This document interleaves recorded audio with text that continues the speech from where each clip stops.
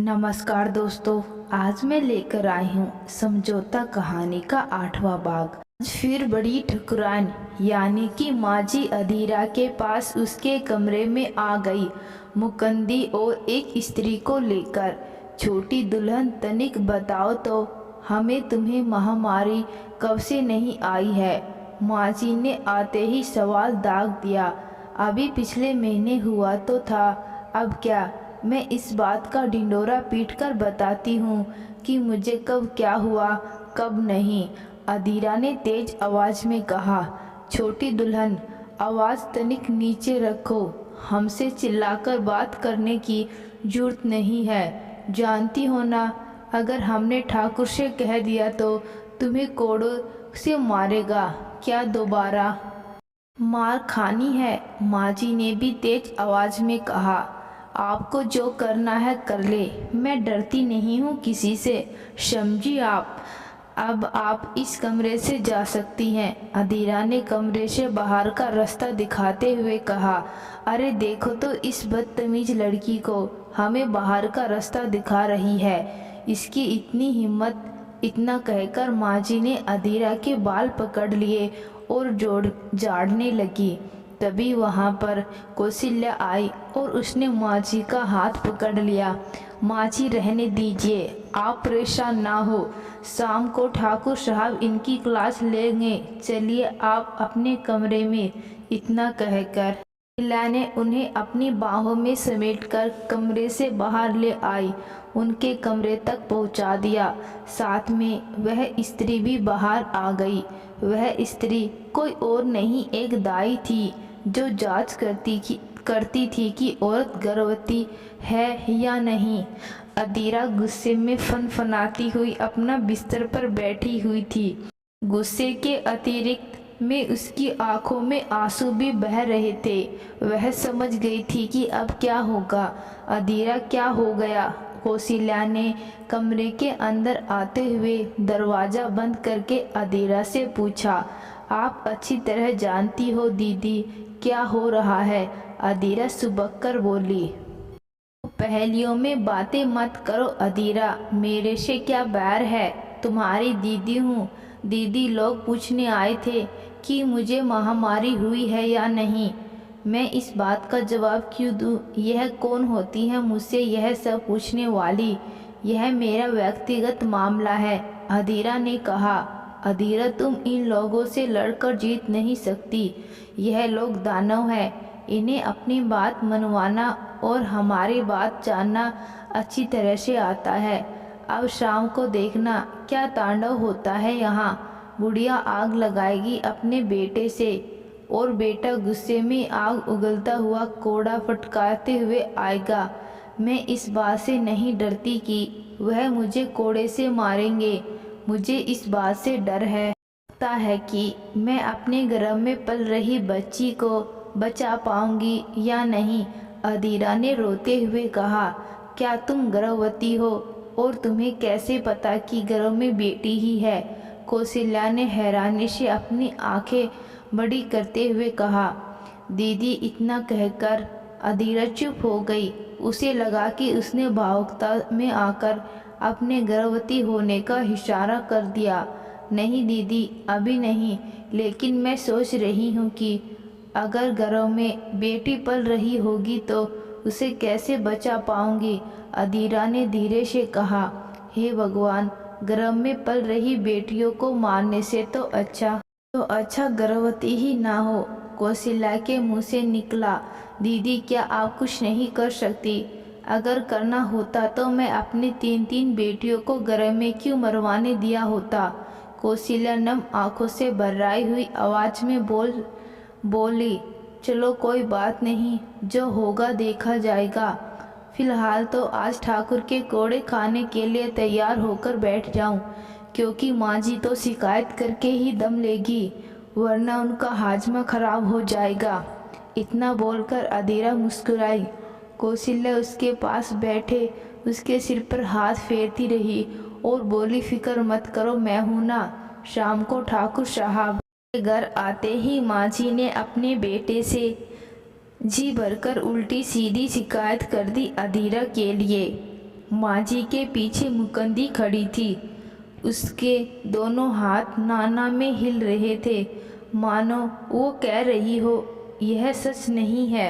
ठाकुर साहब समझ नहीं पा रहे थे कि उन्हें क्या करना चाहिए। इतना तो जानते थे कि अदीरा चुप नहीं बैठी होगी। माँ जी ने ज़रूर कुछ ऐसा कहा होगा जिससे अदीरा ने अपनी जुबान चला दी। उस लड़की को कितना समझाया है कि माँ जी से जुबान न चलाया करे। चुपचाप से सुन ले फिर भी नहीं मानती। बड़बड़ाते हुए वह अदीरा के कमरे की तरफ बढ़ गए। अदीरा पलंग पर बैठे ठाकुर का इंतजार कर रही थी। उन्हें देखकर वह पलंग से नीचे उतरी। ठाकुर ने उसे गौर से देखा। तुमसे कहा था ना माँ जी से जुबान नहीं चलाना, तुम मानती क्यों नहीं हो? ठाकुर साहब ने गंभीर आवाज में कहा। माँ कुछ भी उल्टा सीधा कह दे या मैं सुनती रहूं। अदीरा ने वैसे ही पलटकर ठाकुर साहब को जवाब दे दिया। तुमसे चुप नहीं रहा जाता क्या? तुम मेरे साथ ही बदजुबानी कर रही हो। ठाकुर साहब बोले। क्या पूछ रही थी वो? ठाकुर ने ने कोई जवाब नहीं दिया। पूछा, कुछ बोलोगी नहीं? वे फिर बोले, हम बताते हैं। पीछे से माँ जी की आवाज़ आई। माँ जी, यह हम दोनों पति पत्नियों का मामला है, आपको बीच में आने की जरूरत नहीं है, आप यहाँ से जाए। अदीरा ने गुस्से में कहा। देखा देखा बेटा, कैसे जुबान चला रही है। तेरे सामने जुबान चला रही है, तू नहीं होता तो इसके हाथ भी नहीं चलते। इतना कहकर माची ने अदीरा के करीब आई और अदीरा का हाथ मरोड़ दिया। अदीरा ने आओ देखा न ताऊ उसने अपना हाथ झटक दिया तो माजी ने छिटक कर जमीन पर गिर पड़ी। आप देख रहे हैं ना माजी को किस तरह से वह मेरे हाथ पेश आती है। अदीरा ने ठाकुर साहब से कहा। और तुमने क्या बदतमीजी की माजी के साथ? मैं वह भी देख रहा हूँ। ठाकुर साहब गुस्से में बोले और उन्होंने अपनी माँ को उठाया और सोफे पर बैठा दिया। सच क्या है? किस बात पर इतना बवाल मचा है? कोई एक बोलेगा, ठाकुर साहब ने चिल्लाकर कहा और वे अपनी लाल आंखें से घूरते हुए अदीरा की तरफ बढ़े। अदीरा ठाकुर साहब के कदमों को अपनी तरफ बढ़ता देखकर घबरा गई। ठाकुर साहब के इस तरह घूरने से और आगे बढ़ने से अदीरा को लगा कि अब तो वो पिटी। घबराहट में उसे चक्कर आए और वो बेहोश होकर गिर पड़ी। मुकंदी भागकर गई और सारी बात बताकर कौशिला को लेकर आई। जब कौशिला कमरे में आई तो अदीरा बेहोश होकर जमीन पर गिरने जा ही रही थी कि उसने लपककर अदीरा को अपनी बाहों में जकड़ लिया और मुकंदी की सहायता से उसे लेकर जाकर पलंग पर लेटा दिया। देखा, हम कह रहे थे ना कुछ तो गड़बड़ है।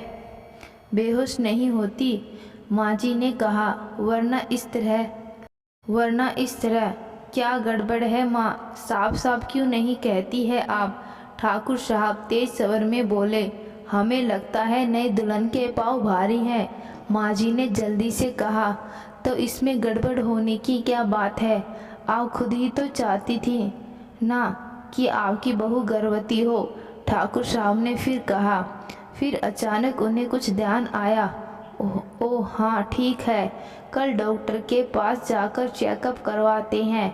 अब आप जाकर अपने कमरे में आराम कीजिए, उन्होंने अपनी माँ से कहा और बेहोश अदीरा की खबर लेने के लिए पलंग की तरफ बढ़े।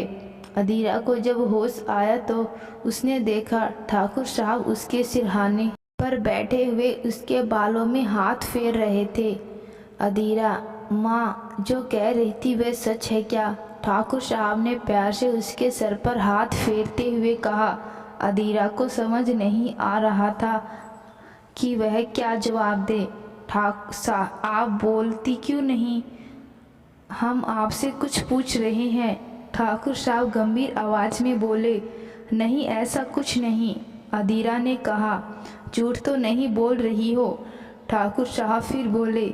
नहीं नहीं। अदीरा ने कुछ देर ठाकुर साहब की और बड़ी बड़ी आंखों से देखा और कहा, फिर तुम्हें चक्कर क्यों आए और बेहोश क्यों हो गई? आपका गुस्सा देखकर हम डर गए थे। अदीरा ने फिलहाल तो ठाकुर साहब को टरका दिया था झूठ बोलकर, मगर जब पेट बड़ा होगा तब क्या होगा? उसने एक पल को सोचा। जो होगा देखा जाएगा, मैं यहाँ से भाग जाऊंगी, उसने मन ही मन सोच लिया और उठकर बैठ गई। ठाकुर साहब ने उसके चेहरे को अपनी हथेलियों में लिया और माथे पर चूम लिया। फिर बोले, मैं तुम पर यकीन कर रहा हूँ, लेकिन यह बात देर तक नहीं छिपेगी। याद रखना, तुम्हारी जान ले लूँगा अगर मुझे पता चला कि तुमने झूठ बोला है। अपनी जान देने को भी तैयार हूँ ठाकुर साहब, अदीरा ने मन ही मन कहा। चलो आप आराम करो, हम बाद में बात करेंगे, ठाकुर साहब ने कहा और खड़े हुए।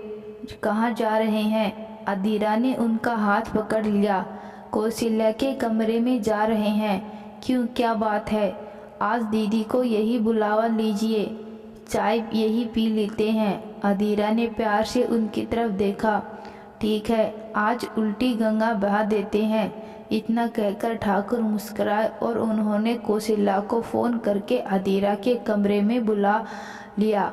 कुछ ही देर में कौशल्या वहां आ गई।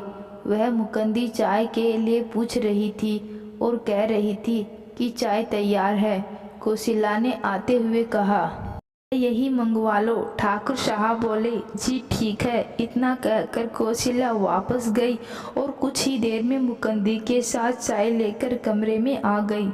पीछे पीछे चमन भी आ रही थी। लगता है कौशल्या ने चमन को भी वही बुलवा लिया था। चारों बैठे हुए चाय पी रहे थे, मगर कौशल्या और अदीरा का चेहरा गंभीर सोच में डूबा हुआ था। छोटी दुल्हन तो आज मेरे बेटे को देखकर बेहोश होने का नाटक कर गई, लेकिन बकरे की माँ कब तक खैर मनाएगी?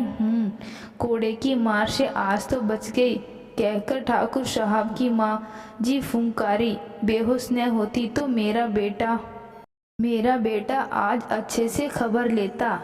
देखा तो मेरा हाथ झटक दिया और मैं गिर पड़ी। इतनी हिम्मत मेरे बेटे के सामने भी नहीं डरी। ठाकुर साहब की माँ जी अकेले अकेले बड़बड़ा रही थी और उनकी नौकरानी उनकी हाँ में हाँ मिला रही थी। अगले दिन अदीरा और कौशल्या दोनों कौशल्या के कमरे में बैठे धीमे धीमे बातें कर रहे थे। तभी अदीरा को उबकाई आने लगी और वह भागकर कौशल्या के बाथरूम में घुस गई और उल्टी करने लगी। कौशल्या आंखें फाड़ अदीरा को देखती रह गई, फिर उसके पास गई और उसकी पीठ सहलाने लगी। उल्टी करने के पश्चात अदीरा ने वॉश बेसिन में जाकर अपना मुंह साफ कर दिया और कौशल्या से बोली, दीदी से कहना मत, कब तक छुपाओगी? देखा ना ठाकुर साहब ने क्या कहा, तुम्हारी जान ले लेंगे। दीदी मैं तो अपनी जान दे दूंगी, लेकिन अगर मेरे घर में बेटी पल रही होगी तो मैं उसे मरने नहीं दूंगी।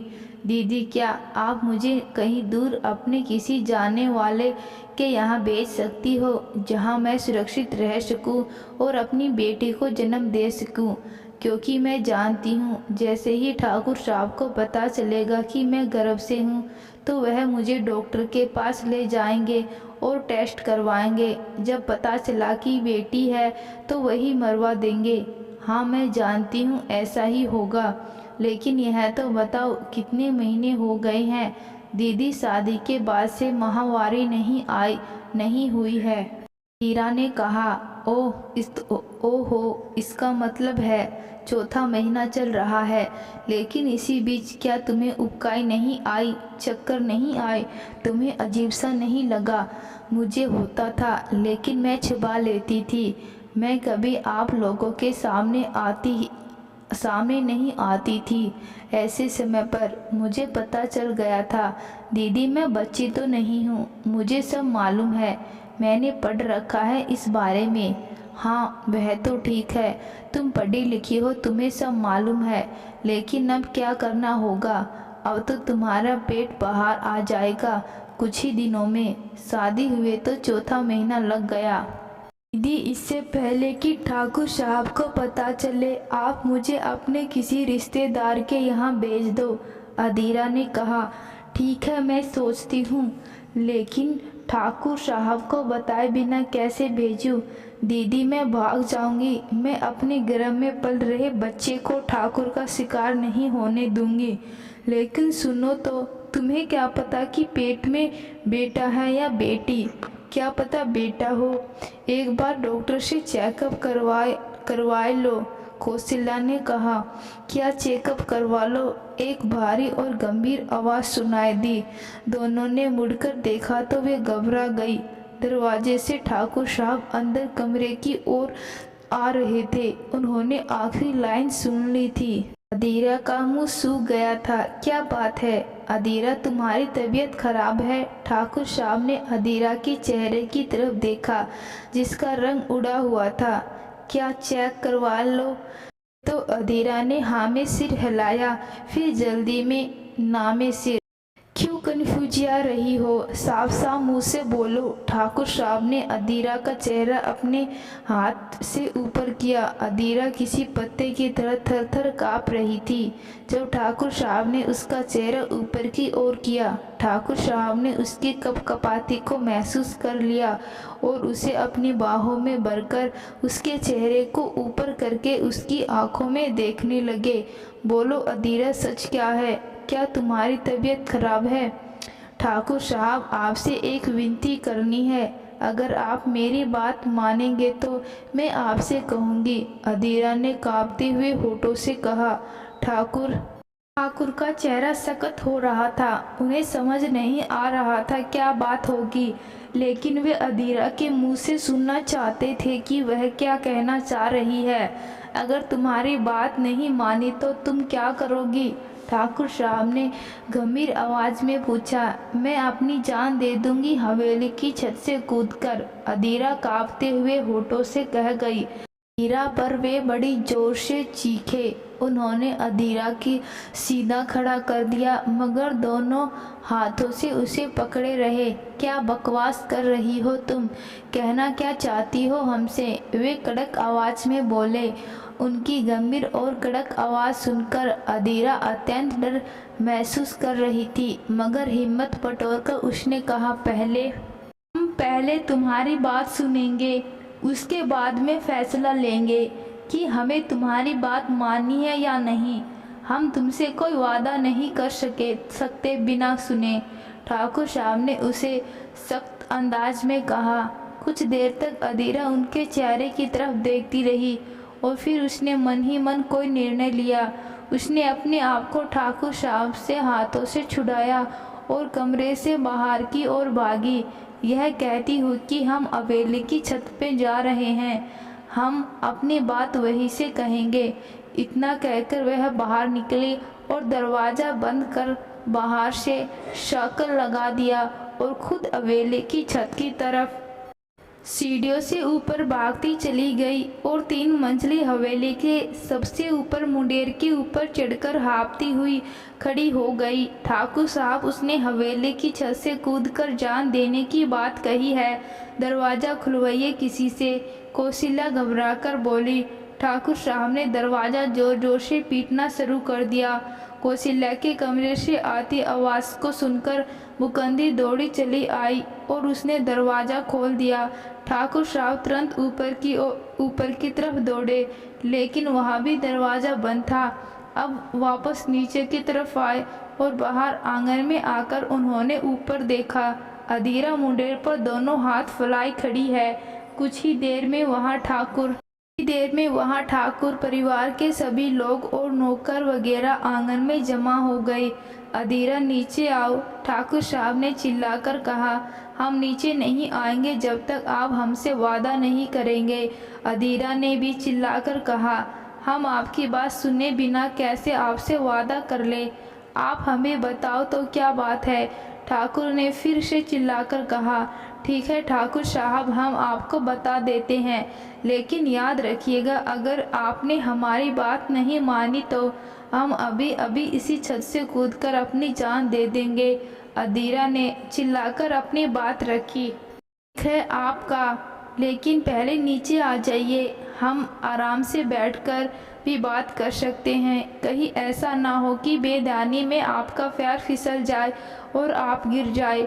ठाकुर साहब एक बार मनाने की गरज से बोले, हम अपनी बात यहीं से कहेंगे और अगर आप नहीं माने तो हम खुद कर जान दे देंगे, बाकी आपकी मर्जी। क्या हम अपनी बात कहें? ठीक है, पहले मत बुझाए, बोलिए, आपको क्या कहना है? ठाकुर ने हथियार डाल दिया। हम 3.5 माह की गर्भ से हैं। हम अपना चेकअप नहीं करवाना चाहते हैं। गर्भ में चाहे बेटा हो या बेटी, उसे हम जन्म देना चाहते हैं। आप हमसे वादा करिए कि अगर बेटी हुई तो उसे पालेंगे, उसे आप अपना प्यार देंगे, सबका हक देंगे। वादा करिए। अधीरा चिल्लाई। नीचे सन्नाटा छा गया। पुरुष वर्ग आपस में एक दूसरे की शक्ल देख रहे थे। वही स्त्रियां भी एक दूसरे की शक्ल देख रही थी। यह तो बड़ी साथी निकली, ठाकुर साहब की माँ बड़बड़ाई। ठाकुर साहब सोच लीजिए, अगर अभी इसी वक्त आपने वादा नहीं किया कि आप हमारी घरों में पल रही बेटी को जीवित रहने देंगे और पालेंगे, तो हम यही छत से कूद कर जान दे देंगे, अधीरा चिल्लाकर कह रही थी। दोस्तों, कहानी के अगले भाग में देखते हैं ठाकुर वीर प्रताप सिंह अधीरा को अपना वादा करते हैं या नहीं। देखते हैं कहानी के अगले भाग में।